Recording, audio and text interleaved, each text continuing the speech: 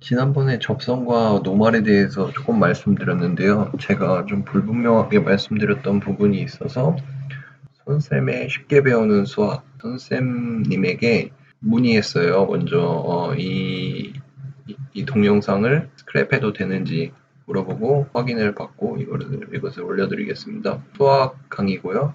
접선과 법선, 노말에 대해서 조금 설명해 드립니다. 법선은 이렇게 곡선이 있고 곡선의 접하는 접선이 있습니다. 편적 맞죠?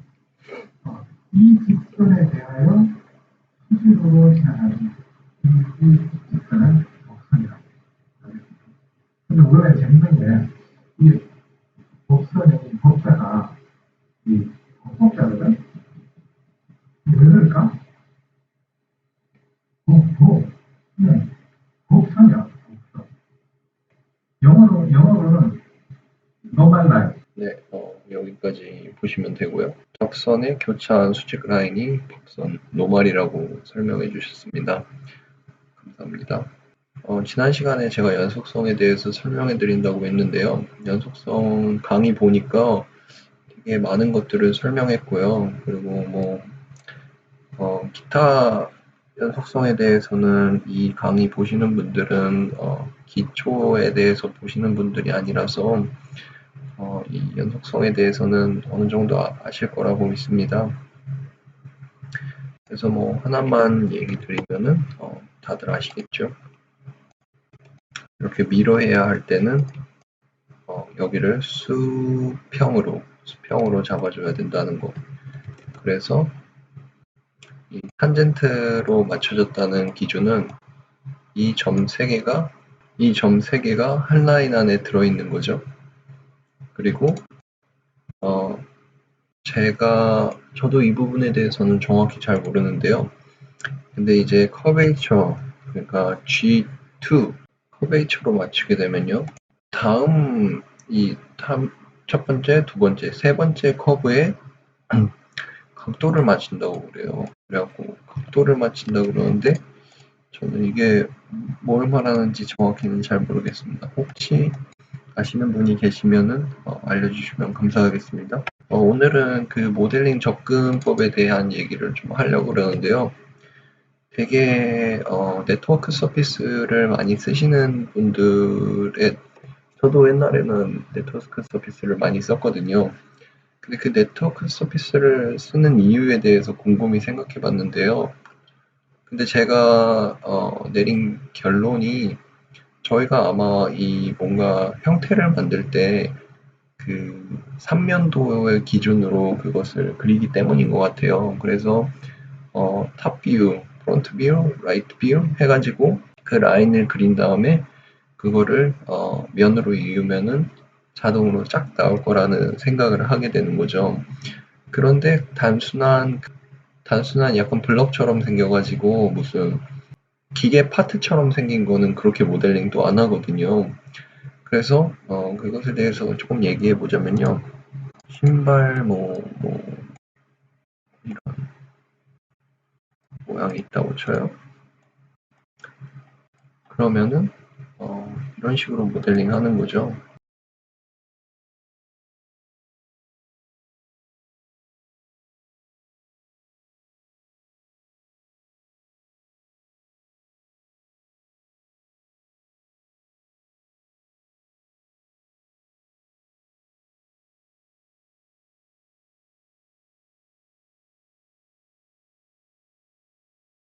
제가 학생일 때는 서피스를 이렇게 만들어야 된다고 생각했어요. 그래갖고 면을 붙여서 만드는 방식이 아니라 삼면도를 그려서 삼면도를 어떻게든 잘 쪼개서 이 네트워크 서피스로 한 방에 만드는 것이 모델링의 정답이라고 저는 그때 당시 생각했어요.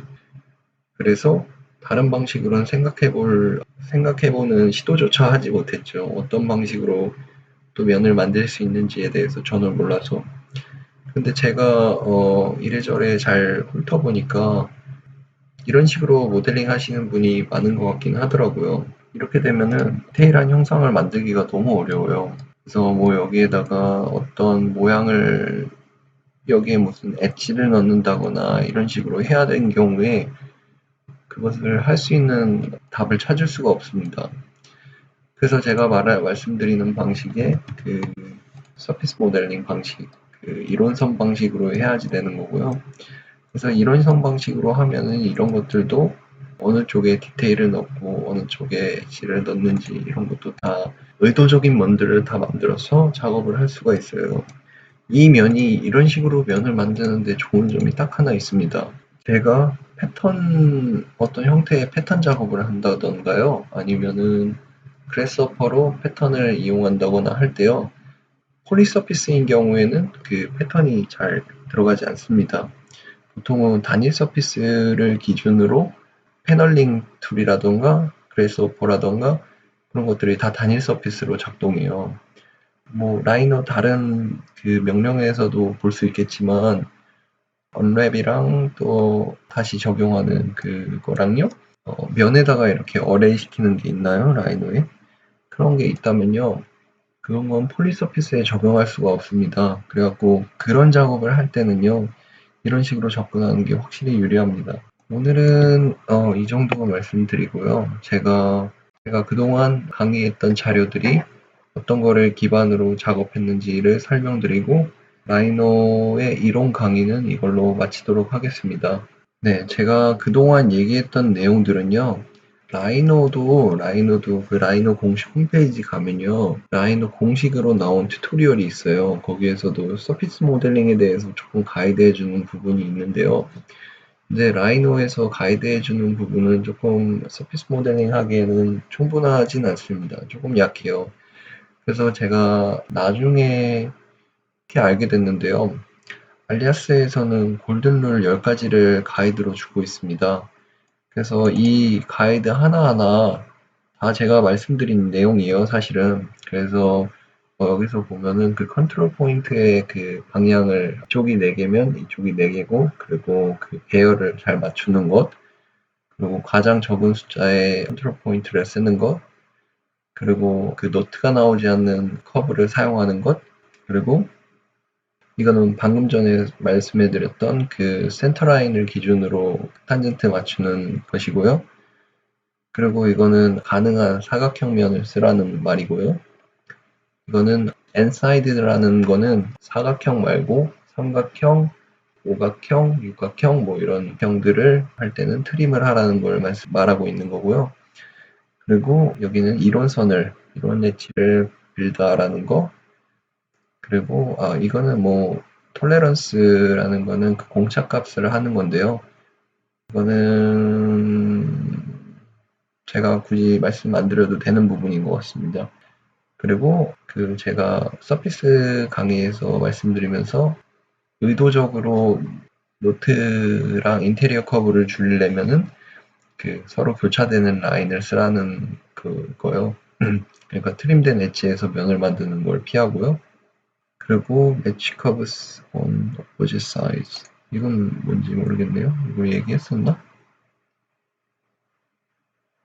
이것도 같은 내용입니다. 그래서 제가 결론적으로 말씀드리는 부분은 이렇게 한 가지 더 말씀드릴 부분이 있는데요.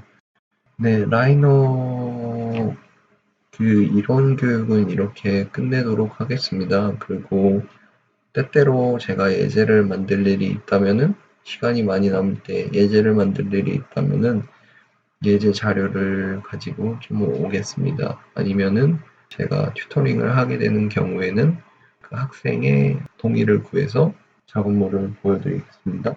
이거는 제가 마케팅이나 혹은 예제로 이제 보여줄 수 있게끔 제가 튜터링하는 분에게서 받은 사진인데요.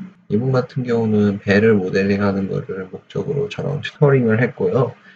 그리고 지금 아래 보시는 바와 같이 이렇게 면이 스무스하게 사라지는 것, 그리고 이런 하이라이트가 이렇게 잘 흐르는 것들, 이런 디테일한 부분을 이론선을 이용해서 만들 수 있었던 부분이죠. 그리고 이분 같은 경우는 디자인 전공하시는 분이 아니에요. 네, 라이노를 열심히 스스로 독학하시다가 한계에 부딪히셔서 저한테 이렇게 저랑 튜터링을 하게 됐고요. 네, 총 라이노를 공부한 기간은 정확하진 않은데 한 4개월 정도는 되는 걸로 알고 있어요.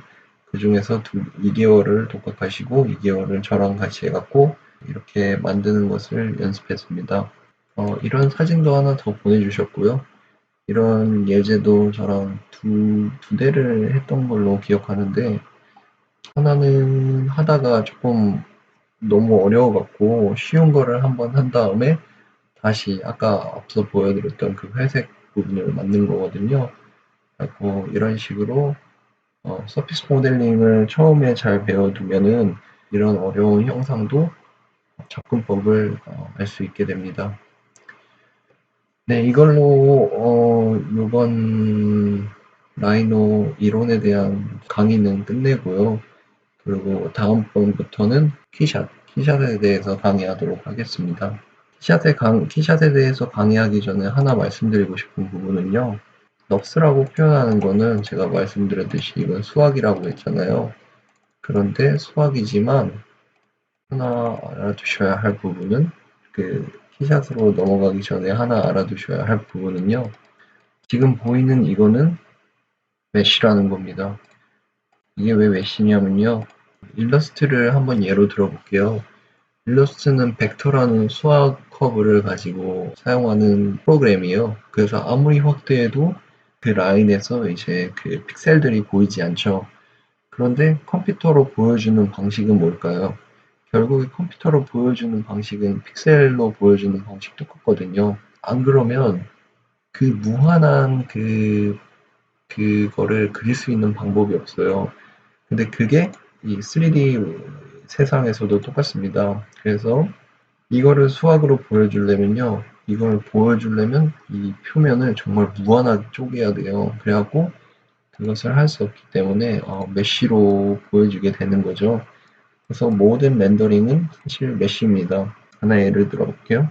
여기 보면은 가끔 라이노에서 면이 막 찌글찌글하거나 그러면요. 여기서 이제 메쉬 값을 조정하게 됩니다. 그게 바로 그 증거예요. 이렇게 덴시티를 줄이게 되면요.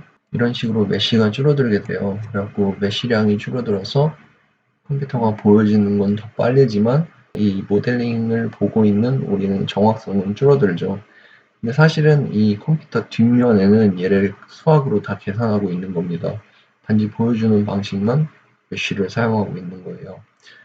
이 부분을 키샷을 배우기 전에 언급하고 가면 좋을 거라고 생각해갖고 이 부분에 대해서 언급했습니다. 그러면 다음에 키샷 강의로 다시 돌아오겠습니다. 감사합니다.